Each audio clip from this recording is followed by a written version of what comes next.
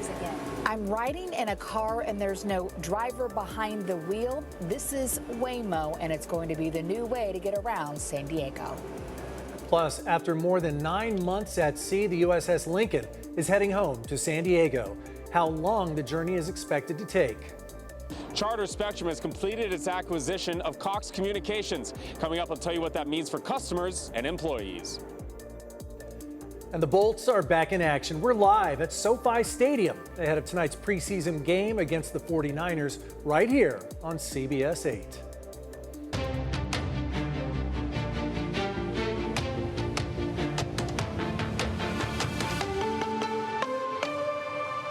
San Diego's first robo-taxi is rolling around town ahead of its big debut.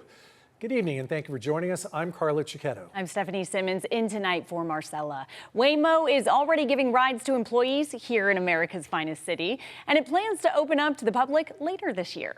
News 8's Abby Black got a ride along today to see what a driverless car is all about. She joins us live with more on what you can expect. Abby.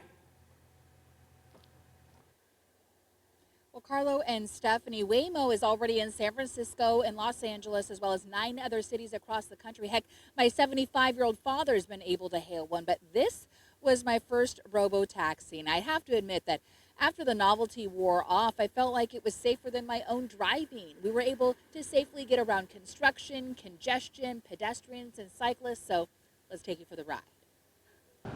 As our Waymo arrives at Balboa Park, a Waymo rep shows us how to hail one from her app. Only employees can do it now in San Diego, but we can input our initials, which beams from the roof. And it's going to magically change up top, and that's how you'll be able to distinguish your Waymo from another rider's Waymo. As we get inside, we're greeted by an electronic voice. It's great to have you on board.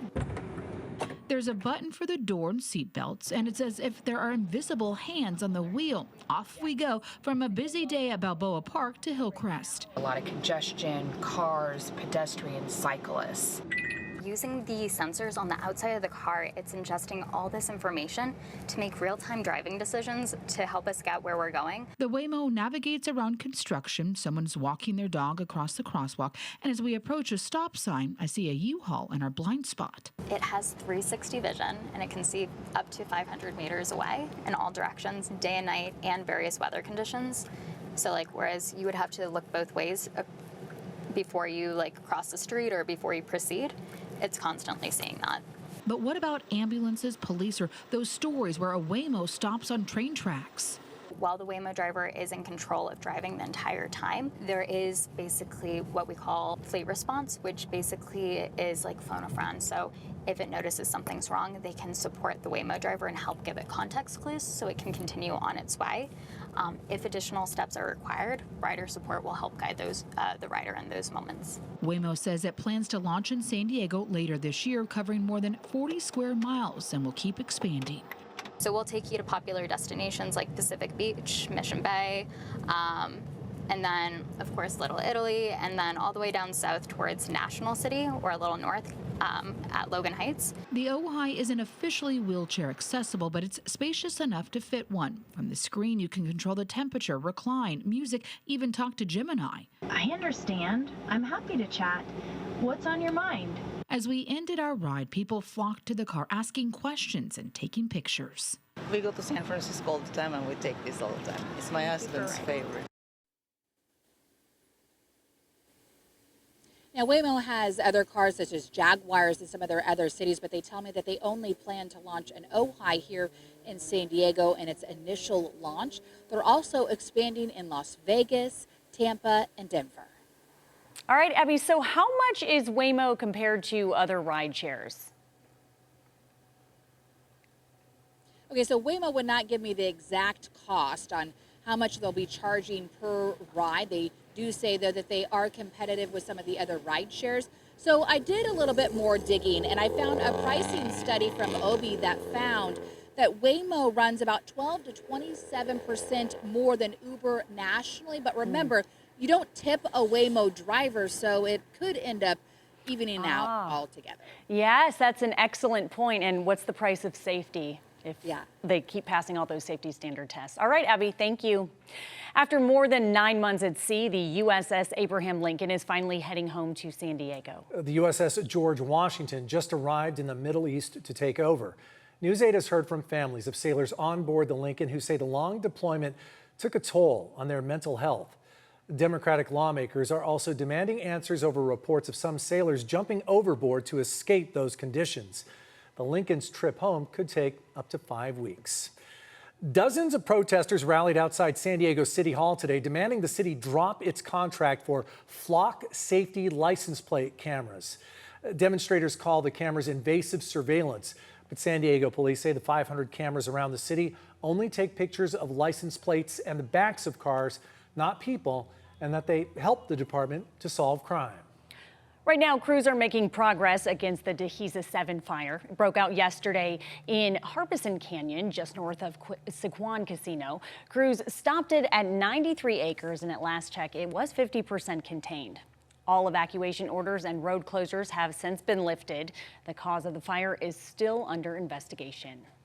Well, the NFL regular season is getting closer, and it's now week 2 of the preseason. Tonight, the Bolts are taking on the 49ers at SoFi Stadium. That's where News 8's Jake Mariani joins us live.